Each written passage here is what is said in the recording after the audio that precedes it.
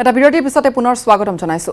আৰক্ষী চিকিৎসকৰ পিছত এবাৰ জনপ্ৰতিনিধি আক্ৰান্ত কোভিড-19 পজিটিভ হিচাপে মাৰাত্মক কৰোনা ভাইৰাছত আক্ৰান্ত হৈছে পাথাৰকান্দিৰ বিজেপি বিধায়ক কৃষ্ণেন্দু পাল। বিধায়কগৰাকী আক্ৰান্ত হোৱাৰ পিছতে 14 দিনলৈ বন্ধ কৰি দিয়া হৈছে কৰিমগঞ্জ জিলা বিজেপিৰ কাৰ্যালয়। অসমত প্ৰথমগৰাকী বিধায়ক কোভিড আক্ৰান্ত।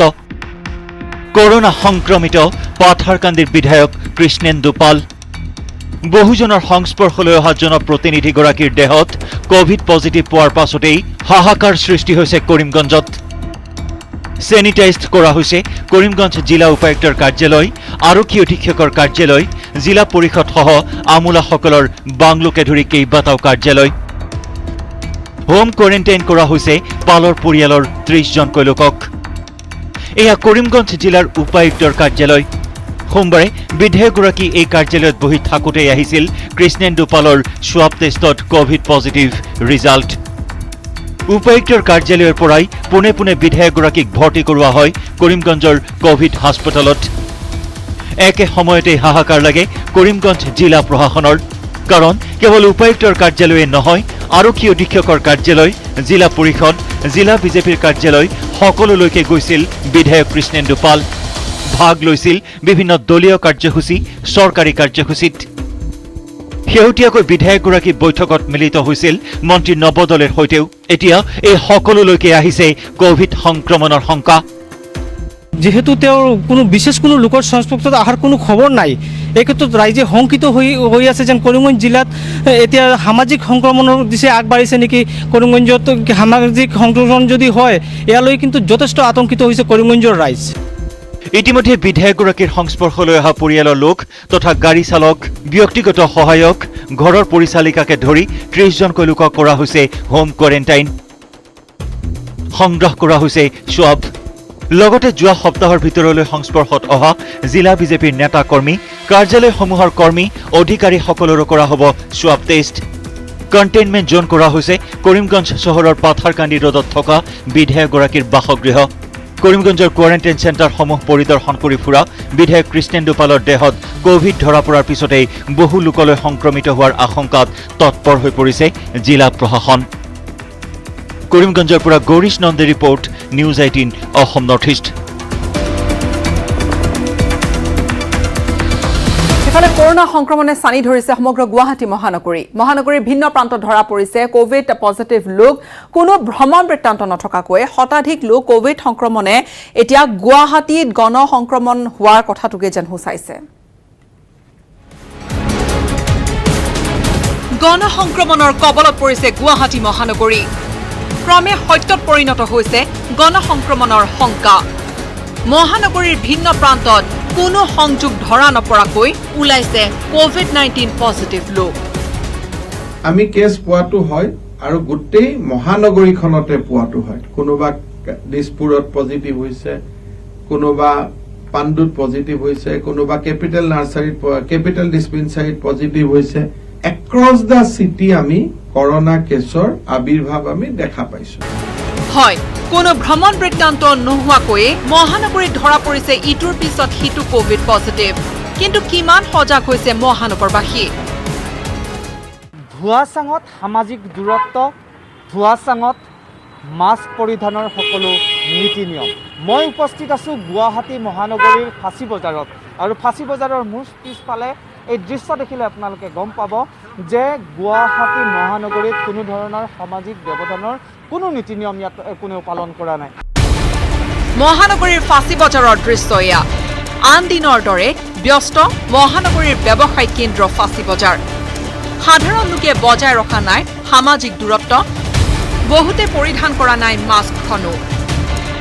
কিন্তু এইখন ফাঁচী বজাৰে মহানগৰীত কোভিড-19 বিয়পোৱাৰ কেন্দ্ৰবিন্দু। ফাঁচী বজাৰৰ লগত কানেকশ্যনটো it is a common thread, যে কোনোবাই ফাঁচী বজাৰ দোকানত কাম কৰিছিলে, কোনোবাই তাত কাপোৰ কিনিব গৈছিলে, কোনোবা তাত এমপ্লয়ী, কোনোবা বজাৰ কৰিব গৈছিলে। ফাঁচী বজাৰটো এটা কমন হটস্পট বুলি শব্দটো কওঁ নকওঁ বেলেগ কথা, বাট এটা কমন পইণ্ট অফ কনচাৰ্ণ এটা দেখা গৈছে। একে দৃশ্য মহানগৰীৰ ধীৰেন পাৰাত। বজাৰত সাধাৰণজনৰ ভিৰ, নাই সামাজিক দূৰত্ব, নাই মাস্ক। এই ধীৰেণপাৰাৰ পৰাই ধৰা পৰিছে 59জন কোভিড সংক্ৰমিত লোক। হটস্পট হিচাপে বিবেচিত হোৱাৰ পিছতো ৰাজপথত ৰাতিপুৱাৰ ভাগৰে পৰা মুকলিকৈ বহি গৈছে বজাৰ আৰু যদি চোৱা যায় 7টাকৈ স্থান ইতিমধ্যে হটস্পট হিচাপে বিবেচিত হৈছে আৰু সেই 7টা স্থান হৈছে ধীৰেণপাৰা, ফেঞ্চি বজাৰ, মাছখোৱাকে ধৰি বা পাণ্ডু, মালিগাঁও, জালুকবাৰী 7টা অঞ্চলৰ 7টা ৱাৰ্ড যদিও কৰা হৈছে, তেখেতসকলে বিচাৰিছে 7টা ৱাৰ্ড নহয় গোটেই গুৱাহাটীয়ে হওক তলাবন্ধ বা লকডাউনৰ নিচিনা কাৰ্যসূচী। কোভিড সংক্ৰমণ ৰোধ কৰিবলৈ গুৱাহাটীত প্ৰশাসনে ঘোষণা কৰিছে ইটোৰ পিছত সিটো কণ্টেইনমেণ্ট জোন। মঙলবাৰৰে পৰা 7টা ৱাৰ্ডত লকডাউন। কিন্তু সেয়া কৰোনা ভাইৰাছ ৰোধিবলৈ পৰ্যাপ্ত হ'বনে? স্বাস্থ্যমন্ত্ৰীগৰাকীৰ ভাষ্য অনুসৰি গুৱাহাটীত বৰ্তমানলৈ ভ্ৰমণ বৃত্তান্ত নথকা 144জন লোকৰ দেহত ধৰা পৰিছে কোভিড-19।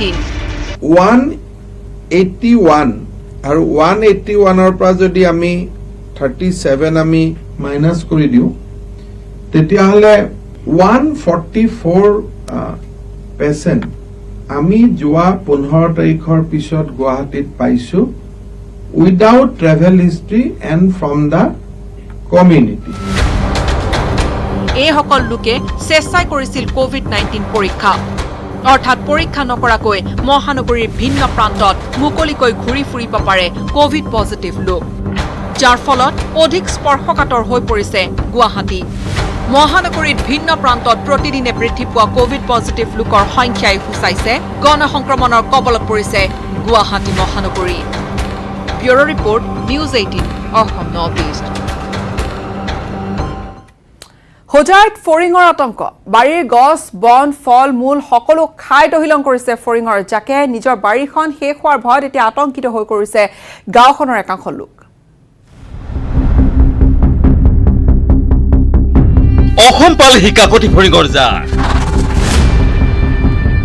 নিশাটোৰ ভিতৰতে উচন গৈছে শস্যৰ পথাৰ। হোজাইত ফৰিঙৰ তাণ্ডৱত ত্ৰাহি মধুসূদন দেখিছে ৰাইজে। দেশত কৰোনাৰ ভয়াৱহতাৰ মাজতে আতংক কঢ়িয়াইছিল পূব আফ্ৰিকাৰ মৰু অঞ্চলৰ পৰা অহা লাখ লাখ কাকতি ফৰিঙৰ জাকে। এই জাকটোৱে বিশেষকৈ দেশৰ পশ্চিম আৰু মধ্য ভাৰতত সন্ত্ৰাসৰ সৃষ্টি কৰিছিল। কিন্তু জাকটোৰ প্ৰকোপৰ পৰা বাচি ৰৈছিল উত্তৰ পূব ভাৰত। পিছে শেহতীয়াকৈ এটা ফৰিঙৰ জাকে হোজাই জিলাৰ এখন গাঁৱৰ বাসিন্দাক আতংকিত কৰি তুলিছে। হোজাই জিলাৰ কাকি তেলিয়াটিৰ এজন ব্যক্তিৰ বাৰীত দেখা পোৱা এই ফৰিঙৰ জাকটোৰ উপদ্ৰৱে শংকিত কৰি তুলিছে গাঁওখনৰ লোকসকলক। 2-3 দিনমান হৈছে দেখা দিয়া আৰু কলগছৰ পাতবিলাক বেছিকৈ খাই আছে আৰু গোটেই বাৰীখনত মানে চৌহদে মানে খোৱা আৰম্ভ কৰিছে আৰু চব্জি যিমান আছে। গতিকে ইয়াৰ কিবা যদি ব্যৱস্থা দিব পাৰে তাৰ কাৰণে এইটো মানে হেৰি কৰি দিয়া হৈছে। কি পোক এইটো ফৰিং বুলি কয়।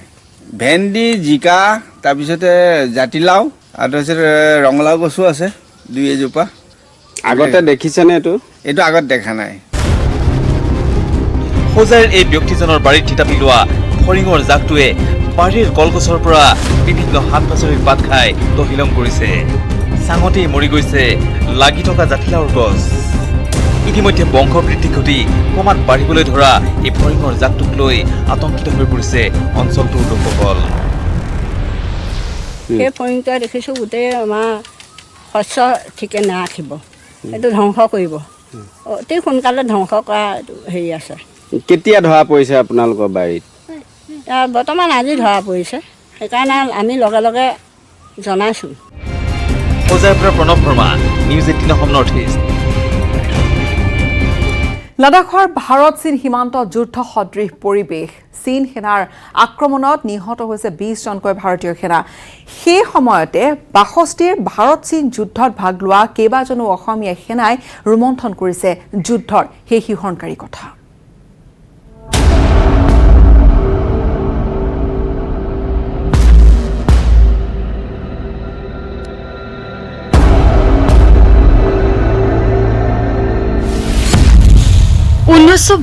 চনৰ ভাৰত চীন যুদ্ধ।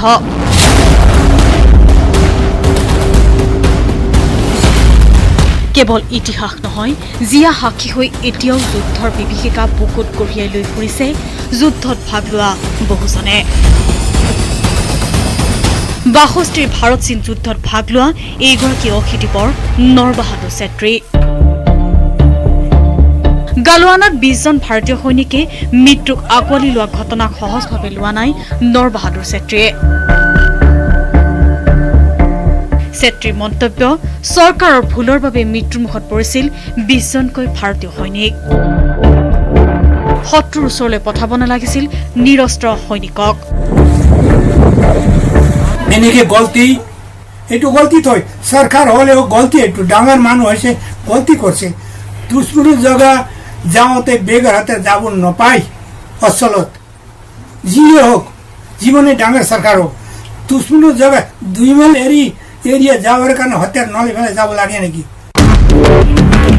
বাক্সা জিলা তামুলপুৰ মহকুমাৰ অন্তৰ্গত খৈৰাণী কাৰখোলাৰ নৰবাহাদুৰ ছেত্ৰীয়ে ৰোমন্থন কৰিলে 62 চনৰ যুদ্ধৰ বহু কথা। কলে কেনেকৈ তেজপুৰৰ মিছামাৰীৰ পৰা অৰুণাচললৈ খোজকাঢ়ি গৈ অৱতীৰ্ণ হৈছিল যুদ্ধত। ৰাতিয়ে নিজৰ ভয়ৰ পইচন কৰি খোজকাঢ়ি যাওঁতে 2-2.5 ঘণ্টা চলাৰ পৰা ফায়াৰ আহি আছে, এদিকে বমবাৰী হৈ আছে আহি আছে নহয়। হেৰি নিজৰ ফায়াৰ পইচন কেৰি কৰিব লাগিব এই কলিং টেঞ্চ তাতে বহি পেলাই ফায়াৰিং কৰিব লাগে নাই। খনাৰ পৰা এতিয়া ফায়াৰিং কৰি আহি আছে, আমি ফায়াৰ কৰিলোঁ। এতিয়া বমবাৰী কৰি আছে, আমি ফায়াৰ কৰিছোঁ। ভাৰত চীনৰ যুদ্ধত ভাগ লোৱা আন এজন অৱসৰী সৈনিক তথা অশীতিপৰ বৃদ্ধ যোৰহাটৰ মেলেং পাখিমৰাৰ তৰণীকান্ত বৰা। এইজন সৈনিকেও যুদ্ধৰ কথা সুঁৱৰি কলে ভাৰতৰ ভূমিত এতিয়া নহয়, তাহানিৰ পৰাই লুলুপ দৃষ্টি চীনৰ। হিন্দী চীনী ভাই ভাই বুলি কৈ 62ত অতৰ্কিতে আক্ৰমণ কৰিছিল চীনে। চীনে ভাৰত ভাই ভাই এইটোহে কয়। চীনৰ সদায় ভাৰতৰ মাটিৰ কাৰণে সদায় যুঁজ কৰি আহিছে। ইডোখৰ মাটিৰ লগত সদায় দাবী কৰে।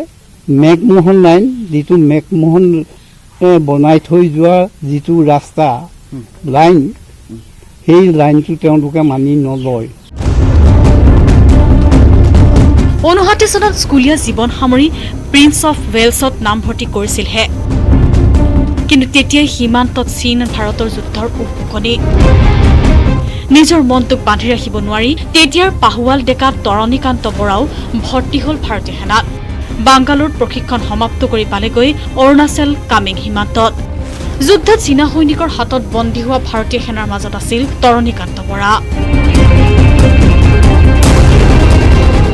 আমাৰ ভাৰতীয় সৈন্য 62 চনত যি অৱস্থাত আছিল, যি শাসনত আছিল, এতিয়া নাই। আৰু ভাৰতীয় সৈন্য পৃথিৱীৰ ভিতৰত এটা প্ৰবল জাতি হ'ল। এতিয়া চীনে বাধা দি ৰাখিব নোৱাৰে। 62ৰ যুদ্ধত বৃহৎ এলেকাৰ ভূখণ্ড হেৰুৱাব লগা হল দেখে, কিন্তু আজিও চৰিত্ৰ সলনি নহল ৰঙা চীনৰ। সুবিধা পালে ৰঙা চীনে দেখুৱাই দেশ মাতৃৰ ভূমি হস্তগত কৰাৰ চেষ্টা। সেই ককাই কলে এতিয়া আৰু 62 চনৰ পৰিৱেশ নাই, দেশ আজি বহু আগুৱাই গল।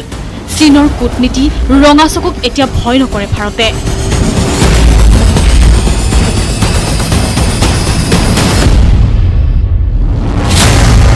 মুছলপুৰৰ পৰা মনোহৰ ৰাজবংশী আৰু দিয়কৰ পৰা Diganta Hazarika, news 18 Assam north east.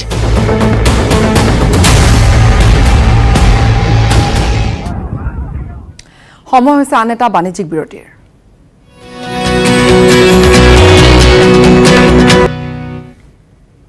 পুনৰ স্বাগতম। চীন ভাৰত সীমান্ত যুদ্ধ সদৃশ পৰিৱেশ অব্যাহত থকাৰ সময়তে দেশমাতৃক সেৱা আগবঢ়োৱাৰ মানসেৰে আগবাঢ়ি আহিছে এজাক পাহুৱাল ডেকা।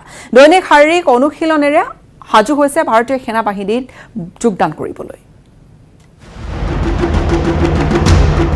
সীমান্তত যুদ্ধ সদৃশ পৰিৱেশ। প্ৰতিৰক্ষা মন্ত্ৰী ৰাজনাথ সিঙে গালৱানৰ সীমান্ত প্ৰহৰীক দিছে গুলী চালনাৰ অনুমতি। চীন সেনাৰ পৰোচনা আৰু সহ্য নকৰে ভাৰতীয় সেনাই। যিকোনো মুহূৰ্ততে হ'ব পাৰে চীন ভাৰতীয় সেনাৰ গুলীয়াগুলী। দেশৰ এনে এক পৰিস্থিতিত দেশমাতৃক সেৱা আগবঢ়াবলৈ আগবাঢ়ি আহিছে এজাক পাহুৱাল যুৱক। পুৱা বিয়লি সন্ধ্যা 3 বেলা চলাইছে শাৰীৰিক কচৰত। কেইবা কিলোমিটাৰ দৌৰি নিজকে শাৰীৰিকভাৱে প্ৰস্তুত কৰি তুলিছে। তেওঁলোকৰ এটাই লক্ষ্য, ভাৰতীয় সেনাত ভৰ্তি হোৱা, দেশমাতৃৰ বাবে যুঁজ দিয়া। আমি যিকোনো প্ৰকাৰে দেশক আমি ৰক্ষা কৰিব বিচাৰোঁ।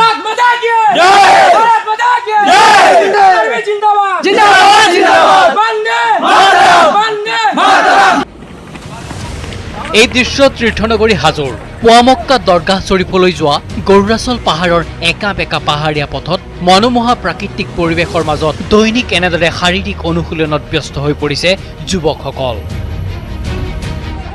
ভাৰতীয় সেনাক আৰু অধিক শক্তিশালী কৰি তুলিবলৈ তেওঁলোক বদ্ধপৰিকৰ। এইসকল শিক্ষিত নিবনুৱা যুৱক এতিয়া মাত্ৰ এটা সুযোগৰ অপেক্ষাত। আমি ভাবোঁ এই চাইনা যে যুদ্ধ হৈ আছে, সেই যুদ্ধ ইমান আমাৰ সৈন্যবাহ মাৰা গৈছে ইণ্ডিয়ান আৰ্মিত, প্ৰায় 20 জনকো অধিক মাৰা গৈছে। সেই যুদ্ধত আমি যোগদান দিবলৈ বিচাৰিছোঁ, কাৰণ ইণ্ডিয়ান আৰ্মিত এজন মাৰিলে আমি 100 জন যাব বিচাৰি আছোঁ, কাৰণ ইণ্ডিয়ান আৰ্মিৰ কাৰণে আমি দেশৰ কাৰণে আমি শ্বহীদ হ'ব বিচাৰি আছোঁ।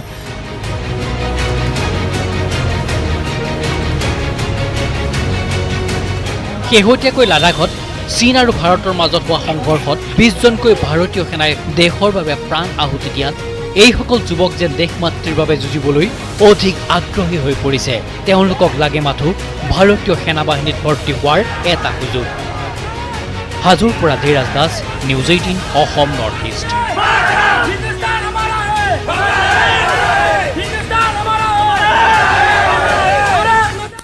গোৱালপাৰা ঐতিহাসিক শ্ৰী শ্ৰী টুক্ৰেশ্বৰী দেৱালয়ত চোৰ, কেইবাটাও তলা ভাঙি চোৰে লুটি নিলে দেৱালয়ত থকা বহু পৰিমাণৰ সোণ ৰূপ।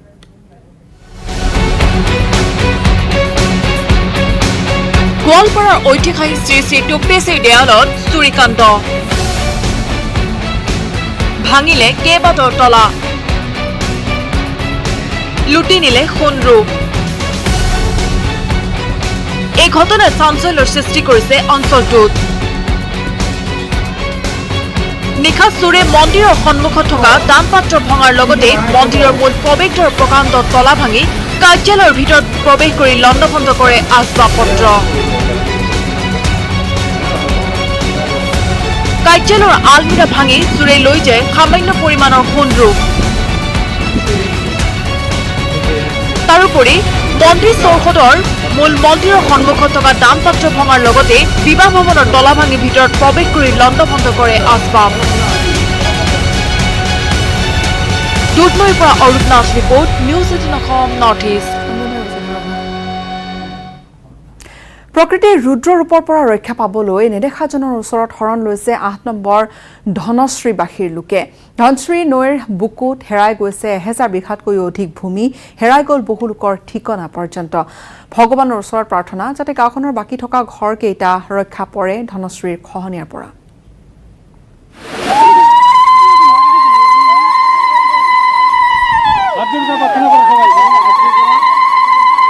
ধনশ্ৰী নৈ পাৰত বন্তি জ্বলাই প্ৰাৰ্থনা।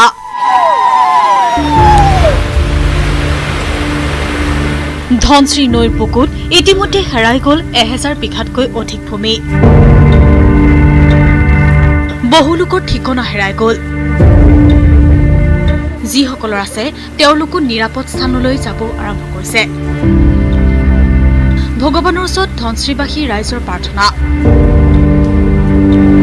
গাঁওখনৰ বাকী থকা ঘৰকেইখন যাতে ৰক্ষা কৰে নেদেখাজনে।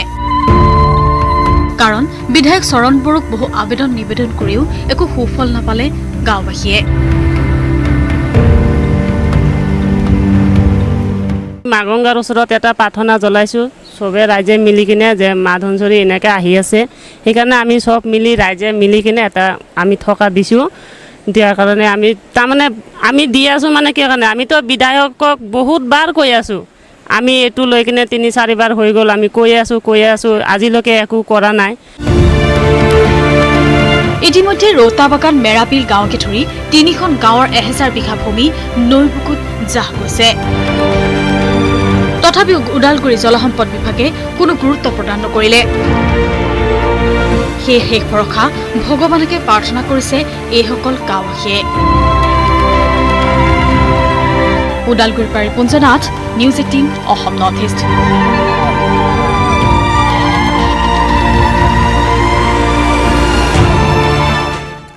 দীৰ্ঘদিনীয়া লকডাউনত হাহাকাৰ বিভিন্নজনৰ। Hotel, restaurant, shopping mall, parlour আদিসমূহ খুলিলে যদিও বন্ধ হৈ আছে কিন্তু বহু আন প্ৰতিষ্ঠান। শিল্পী, শৰীৰ চৰ্চা কেন্দ্ৰবোৰ লগতে বেণ্ড পাৰ্টিৰ দৰে অনুষ্ঠান প্ৰতিষ্ঠানসমূহ বন্ধ হৈ আছে আজিও। তীব্ৰ আৰ্থিক সংকটৰ সন্মুখীন হোৱা এইসকল লোকে এতিয়া চিন্তা কৰিবলগীয়া হৈছে দুবেলা দুমুঠিৰ যোগান ধৰাৰ বাবে। দীৰ্ঘদিনীয়া লকডাউন হাহাকাৰ বিভিন্নজনৰ শিল্পী শৰীৰ চৰ্চা কেন্দ্ৰৰ নাই উপাৰ্জন তীব্ৰ আৰ্থিক সংকট দীৰ্ঘদিনীয়া লকডাউনত হাহাকাৰ বিভিন্নজনৰ hotel restaurant shopping mall parlour আদিসমূহ খুলিলে যদিও বন্ধ হৈ আছে বহু প্ৰতিষ্ঠান শিল্পী শৰীৰ চৰ্চা কেন্দ্ৰ বেণ্ড পাৰ্টিৰ দৰে অনুষ্ঠান প্ৰতিষ্ঠানসমূহ বন্ধ হৈ আছে আজিও তীব্ৰ আৰ্থিক সংকটৰ সন্মুখীন হোৱা এইসকলে চিন্তা কৰিবলগীয়া হৈছে দুবেলা দুমুঠিৰ বাবেও মহলদৈত আজিও বন্ধ হৈ আছে শৰীৰ চৰ্চা কেন্দ্ৰসমূহ জিমসমূহ বন্ধ হৈ থকাত ভীষণ সমস্যাৰ সন্মুখীন হৈছে মালিকসকল কেন্দ্ৰসমূহৰ প্ৰশিক্ষকৰ দৰমহা বিদ্যুতৰ মাচুল ঘৰ ভাড়া আদি আদায় দিব পৰা নাই এইসকল লোকে মহলদৈৰ ফিট এণ্ড ফাইন জিমৰ মালিকে শৰীৰ চৰ্চা কেন্দ্ৰসমূহ খুলি দিয়াৰ আহ্বান জনাইছে 4 মাহ হৈ গ'ল অলৰেডি মানে জিম বন্ধ কৰি দিয়া আমাৰ চৰকাৰলৈ এটাই অনুৰোধ যে তেওঁলোকৰ যিটো নিয়মাৱলী বা নিৰ্দেশনা আমি মানি ল'ম আৰু তেওঁলোকে যাতে আমাৰ জিমটো অতি সোনকালে খুলি দিয়াৰ ব্যৱস্থা কৰে আমাৰ 15 মাৰ্চৰ পৰা বন্ধ হৈছে ষ্টিল আমাৰ এতিয়া মোটামুটি 4 মাহ হ'ব আহি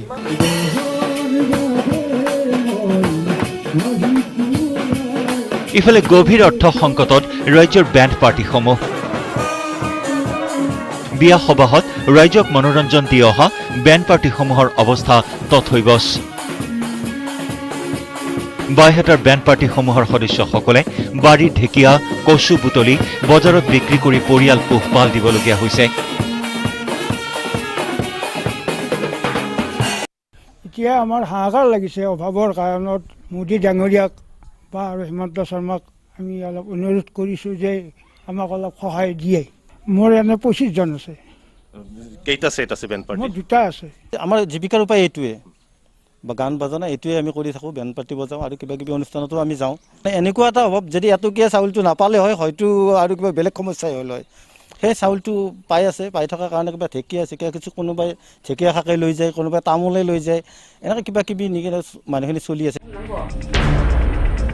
বাক্সাৰ বৰমা পুৰাণ শ্ৰীপুৰৰ অভিনেতা নিৰ্মল বসুমতাৰীৰ অৱস্থাও শোচনীয় 7 বছৰ বয়সৰ পৰা সংস্কৃতিৰ লগত জড়িত হৈ যাত্ৰা পাৰ্টি খেৰাই পাৰ্টিত অভিনয় কৰি পিছলৈ মঞ্চ আৰু চিনেমা জগতত দপদপাই আছিল এইজন শিল্পীৰ চিকিৎসাৰ অভাৱত এতিয়া অৱনতি ঘটিছে স্বাস্থ্যৰ অসমীয়া চিৰিয়েলৰ পৰা আৰু এনে খোলা মঞ্চত অসমীয়া নাটকৰ পৰা বড় নাটকৰ পৰা আৰু থিয়েটাৰৰ পৰা মোটামুটি যোৱা বছৰলৈকে মই অভিনয় কৰিছোঁ আজি 6 মাহমান হ'লে একদম মানে চকুৰে মুঠে নেদেখা হৈ গ'লোঁ লাহে লাহে চৰকাৰে যদি মোৰ অৱস্থাটো দেখি বা জানি শুনি কিবা এটা মোক চলি থকাৰ কাৰণে উপায় দিলে মই নথৈ ভাল পাম ৰঙিয়াৰ উদীয়মান কণ্ঠশিল্পী বিকুল শইকীয়ায়ো তীব্ৰ আৰ্থিক সংকটৰ সন্মুখীন হৈ সলনি কৰিবলগীয়া হৈছে উপাৰ্জনৰ পথ সাংস্কৃতিক মঞ্চৰ পৰিৱৰ্তে মুকলি কৰিছে নাৰ্চাৰী গ্ৰীণ জোন নামৰ নাৰ্চাৰী খুলি নিজৰ লগতে আন যুৱককো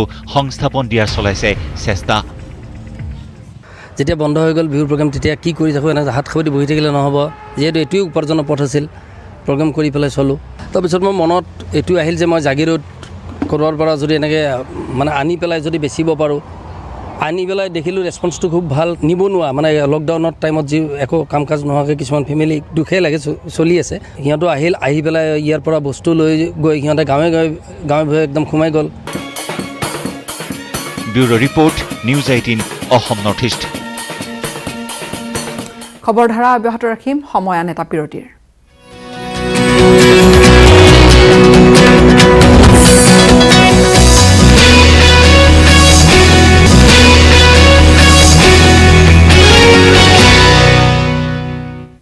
পুনৰ স্বাগতম কৰিমগঞ্জ জিলাত পশু চিকিৎসালয়ৰ নতুন ৰূপ পশুধনৰ চিকিৎসাৰ পৰিৱৰ্তে পশু চিকিৎসালয়ত চলিছে প্ৰাইভেট স্কুল বিদ্যালয় তথা চিকিৎসালয়খনত প্ৰায় 4 বছৰ পিছত এগৰাকী ভেটেনাৰী কৰ্মী উপস্থিত হৈ বিদ্যালয়ৰ চকী মেজত বহিয়ে চলালে পশু চিকিৎসালয়ৰ কাম-কাজ কৰিমগঞ্জ জিলাত আজব কাণ্ড চৰকাৰে গম নোপোৱাকৈ পশু চিকিৎসালয় পালে বিদ্যালয়ৰ ৰূপ পশুধন চিকিৎসাৰ পৰিৱৰ্তে পশু চিকিৎসালয়ত চলিছে প্ৰাইভেট স্কুল বিদ্যালয় তথা চিকিৎসালয়টো প্ৰায় 4 বছৰৰ পিছত এগৰাকী ভেটেনাৰী কৰ্মী উপস্থিত হলে বিদ্যালয়ৰ চেয়াৰ টেবুলতে বহি চলালে পশু চিকিৎসালয়ৰ কাম বিগত 4 বছৰ ধৰি চৰকাৰী পশু চিকিৎসালয়ত চলি আহিছে ব্যক্তিগত খণ্ডৰ বিদ্যালয়ৰ পাঠদান কৰিমগঞ্জ জিলাত সম্প্ৰতি পশুৰগাত LSD নামৰ এবিধ বিশেষ ৰোগে জিলাখনৰ প্ৰায় প্ৰতিটো প্ৰান্তত মহামাৰী ৰূপ ধাৰণ কৰিছে।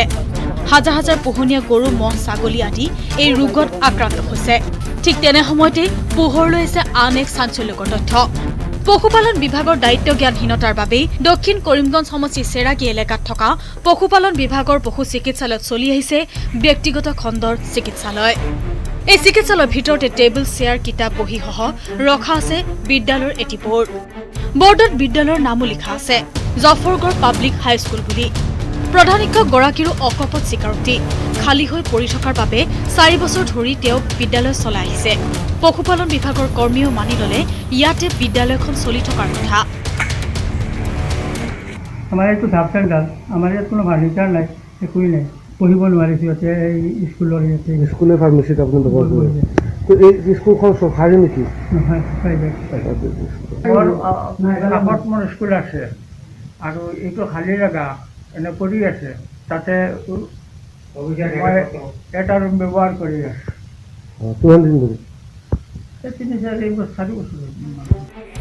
চিকিৎসালয়টোৰ পুৰণি ভৱনটো জহি খহি যোৱাৰ ফলত যোৱা 4 বছৰ পূৰ্বে পশুপালন বিভাগে একে স্থানতে এটা নতুন ভৱন নিৰ্মাণ কৰে। কিন্তু ভৱন নিৰ্মাণৰ পাছৰ পৰাই 4 বছৰ ধৰি উপস্থিত হোৱা নাছিল কোনো এগৰাকী চিকিৎসাকৰ্মী। তাৰে সুবিধা ল'লে ব্যক্তিগত খণ্ডৰ বিদ্যালয়ে। কৰিমগঞ্জৰ পৰা Gourish Nandi, news 18 Assam north east.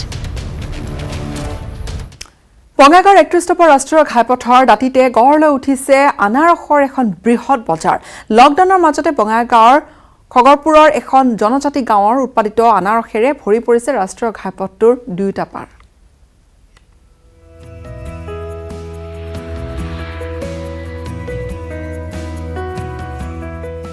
বঙাইগাঁৱৰ খড়গপুৰৰ 31 নং ৰাষ্ট্ৰীয় ঘাইপথৰ দাঁতিত গঢ় লৈ উঠিছে আনাৰসৰ বৃহৎ বজাৰ। এয়া বঙাইগাঁও জিলাৰ খড়গপুৰৰ দৃশ্য। 31 নং ৰাষ্ট্ৰীয় ঘাইপথৰ দাঁতিত এইদৰে বজাৰ স্থাপন কৰিছে স্থানীয় লোকসকলে। গাৰো জনগোষ্ঠীৰ প্ৰধান অঞ্চলটোৰ খেতিয়কে বিঘাই বিঘাই পথাৰত কৰিছে আনাৰসৰ খেতি। মিঠা সোৱাদযুক্ত আনাৰস বিক্ৰী কৰি গাঁৱৰ খেতিকে লাভ কৰিছে কোটি টকা। বঙাইগাঁৱৰ উপৰি সমগ্ৰ নামনি অসম তথা গুৱাহাটীলৈ ট্ৰাকে ট্ৰাকে যায় খড়গপুৰৰ আনাৰস। ইপিনে লকডাউনৰ বাবে বহিৰাজ্যৰ পৰা অহা নাই ব্যৱসায়ী, যাৰ বাবে কিছু অসুবিধাত পৰিছে খেতিয়কসকল। এইটো গুৱাহাটী যায়, বৰপেটা যায়, বঙাইগাঁও যায়, অভয়পুৰী যায়, কাবেতাৰী যায়, চাপৰ যায়, বিলাসীপাৰা যায়, বিভিন্ন ঠাই যায়। তাৰপিছত এনেকা 1 জোৰা 2 জোৰাকে গাড়ীৰ পৰা ৰুখি লৈ যায়। বাহিৰৰ বেপাৰী কোনো বেপাৰী সোমাব দিয়া নাই এতিয়ালৈকে লকডাউনৰ কাৰণে। বঙাইগাঁৱৰ পৰা Apananda Sharma, news 18 Assam north east. বিয়া পাতি বিপদত যোৰহাটৰ নৱদম্পতি। দৰা কইনাৰ বিৰুদ্ধে এজাহাৰ দাখিল কৰিছে যোৰহাট জিলা প্ৰশাসনে। তৰাজান সোণাৰী গাঁৱৰ বিয়াখনত এজন কোভিড পজিটিভ যুৱকে ভাগ লোৱা কেন্দ্ৰ কৰি জিলাখনত এতিয়া সৃষ্টি হৈছে গণ সংক্ৰমণৰ শংকাৰ। শ শ লোকক কোৱাৰেণ্টাইন কৰিছে প্ৰশাসনে।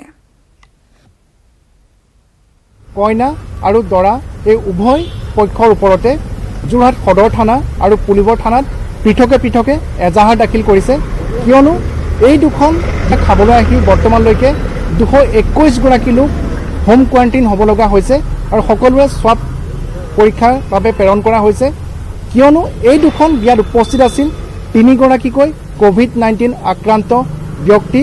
লক্ষ্যজিৎ বৰদলৈ নামৰ এজন যুৱক আৰু তেওঁৰ পিতৃ মাতৃ ইতিমধ্যে কোভিড-19 বিশেষ হস্পিটেলত তেওঁলোকক ভৰ্তি কৰোৱা হৈছে। জিলা প্ৰশাসনে যি নিয়ম বান্ধি দিছিলে যে এখন বিয়াৰ অভ্যৰ্থনা অনুষ্ঠানত 50 গৰাকী অভ্যাগত নিমন্ত্ৰণ কৰিব পাৰিব বা উপস্থিত থাকিব পাৰিব, এই দুইখন বিয়াতে তাতকৈ বহু বেছি সংখ্যক অভ্যাগত উপস্থিত আছিলে, কিয়নো এতিয়ালৈকে 221 গৰাকী লোকক কোৱাৰেণ্টাইন কৰা হৈছে। তাৰ ভিতৰতে মৰিয়নী বিধায়ক ৰূপজ্যোতি কুৰ্মী ডাঙৰীয়াও আছে। গতিকে যোৰহাট জিলা প্ৰশাসনে এই ক্ষেত্ৰত কঠোৰ পদক্ষেপ ল'বলৈ আগবাঢ়িছে। আৰু ইতিমধ্যে যি আমি উল্লেখ কৰিছোঁ যে তৰাজান 1 নং সোণাৰী গাঁৱৰ লিমাচি বৰুৱা যি কইনা আছিলে, ঠিক সেইদৰে দৰা মানস প্ৰতিম দত্ত পুলিবৰ থানাৰ অন্তৰ্গত চাৰিঙীয়া তেখেতৰ বাসগৃহ, তেওঁলোকৰ ওপৰত তেওঁলোকৰ পৰিয়ালৰ ওপৰত আৰু ঠিক সেইদৰে লিমাচি বৰুৱাৰ পৰিয়ালৰ ওপৰত ইতিমধ্যে যোৰহাট জিলা প্ৰশাসনে এজাহাৰ দাখিল কৰিছে আৰু সংশ্লিষ্ট ধাৰাত গোচৰ ৰুজু হ'ব আৰু কঠোৰ ব্যৱস্থা গ্ৰহণ কৰা হ'ব বুলি ইতিমধ্যে আমাক যোৰহাট জিলা প্ৰশাসনৰ তৰফৰ পৰা জানিবলৈ দিছে। চৰকাৰে বান্ধি নিয়া নিয়মৰ বিপৰীতে গৈ তেখেতসকলে বিয়াখন পাতিছে বুলি অভিযোগ উঠিছে। গতিকে তেখেতসকলৰ আইনী ব্যৱস্থা ল'বৰ কাৰণে আমি প্ৰশাসনে সিদ্ধান্ত লৈছোঁ। পূৰ্ণ বিকাশৰ সৈতে Gautam Bora, news 18 Assam north east, Jorhat. মহানগৰীত আৰম্ভ 31টা কোভিড কেয়াৰ চেণ্টাৰ। 31টা ৱাৰ্ডত 31টাকৈ কোভিড কেয়াৰ চেণ্টাৰ স্থাপন কৰা হৈছে। সংবাদমেলত ঘোষণা কৰিছে স্বাস্থ্যমন্ত্ৰী ডক্টৰ হিমন্ত বিশ্ব শৰ্মাই। এই মুহূৰ্তৰ আন এক গুৰুত্বপূৰ্ণ খবৰ, মহানগৰীত আৰম্ভ হৈছে 31টাকৈ কোভিড কেয়াৰ চেণ্টাৰ আৰু এই 31টা ৱাৰ্ডত 31টাকৈ কোভিড কেয়াৰ চেণ্টাৰ স্থাপন কৰা হৈছে। সংবাদমেলত ঘোষণা স্বাস্থ্যমন্ত্ৰী ডক্টৰ হিমন্ত বিশ্ব শৰ্মাৰ। গুৱাহাটীত আমি 33টা স্ক্ৰিনিং চেণ্টাৰ বনাব ঠিক কৰিছো। 33 প্ৰত্যেক ৱাৰ্ডত এটাকৈ, GMC MMC বাদ দি পাৰ ৱাৰ্ড 33। গতিকে সেই 12টাৰ ভিতৰত 10টা 33ৰ ভিতৰত থাকিব, 2টা নাথাকিব, কাৰণ MMC GMCটোক আমি ৱাৰ্ডৰ লগত ৰখা নাই। ৱাৰ্ড নম্বৰ 1ত Jalukbari girls high school, ward number 2 Pandu Adarsh, ward number 3 Vidya Mandir, ward number 4 Kamakhya, ward number 5 Durga Sarobar Vidyapith high school, ward number 7 Ambari high school, ward number 8 Kaliram Barua girls high school. এনেকে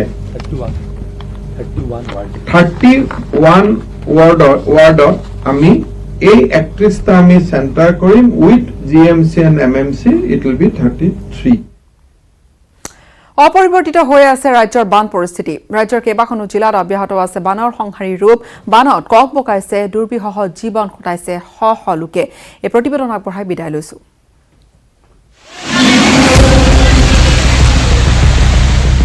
অপৰিৱৰ্তিত হৈ আছে বান পৰিস্থিতি। ৰাজ্যৰ কেইবাখনো জিলাত বানৰ সংহাৰী ৰূপ। ধেমাজিৰ জীয়াধলৰ বানত ঘেয়াৰী, শালমাৰী, গৰৈমাৰী আদি প্লাবিত। বানত কক পকাই এক দুৰ্বিষহ জীৱন কটাইছে শ শ লোকে। ঘৰৰ বাহিৰে ভিতৰে সকলোতে পানী।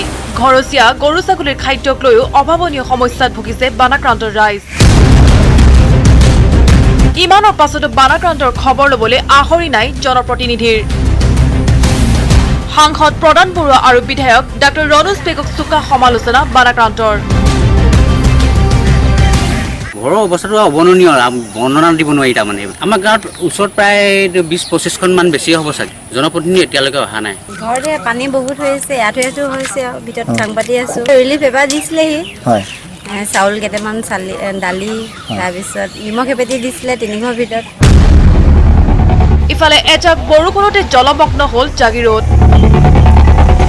পাহাৰৰ পৰা নামি অহা পানী ঢলে উটুৱাই নিলে বহু লোকৰ ঘৰৰ সামগ্ৰী। দোকান ঘৰ সকলোতে এবুকু পৰ্যন্ত পানী। 37 নম্বৰ ৰাষ্ট্ৰীয় ঘাইপথৰ লগতে মৰিগাঁও জাগিৰোড সংযোগী পথত সৃষ্টি হৈছে কৃত্ৰিম বান। কৃত্ৰিম বানৰ বাবে ইনভাৰ্টাৰত বিদ্যুৎপৃষ্ট হৈ মৃত্যু হয় ৰেতা বৰদলৈ নামৰ এজন লোকৰ। দোকানত পানী কমাইছে, গোটেই তলেজ মাল পুৰা ডেমেজ হৈ গেছে, পুৰো ফ্ৰিজ পুৰো ড্যামেজ, ইনভাৰ্টাৰ আছে ড্যামেজ আছে। এইটো দিন নালাৰ কাৰণে হৈছে, দিনটো মানে আগৰ দিনটো বহল আছিলে, নতুনকৈ নাটো বনাইছে, বহল কৰা নাই। আমি লাইফত প্ৰথম এইটো দেখিলো, এনেকা পানী আজিলৈকে হোৱা নাই। এই কনষ্ট্ৰাকশ্যনৰ কামটোৰ কাৰণে ড্ৰেইনটো বনাওঁতে পুৰা ড্ৰেইনটো বন্ধ হৈ আছে। ব্ৰহ্মপুত্ৰৰ জলস্তৰ বৃদ্ধি পোৱাত কাজিৰঙা ৰাষ্ট্ৰীয় উদ্যানৰ 25% প্লাবিত। উদ্যানখনৰ কহৰা বনাঞ্চলৰ 4টা, বাগৰি বনাঞ্চলৰ 3টা আৰু বিশ্বনাথ বনাঞ্চলৰ 3টা বন শিবিৰৰ তলেৰে ইতিমধ্যে পানী বাগৰিছে।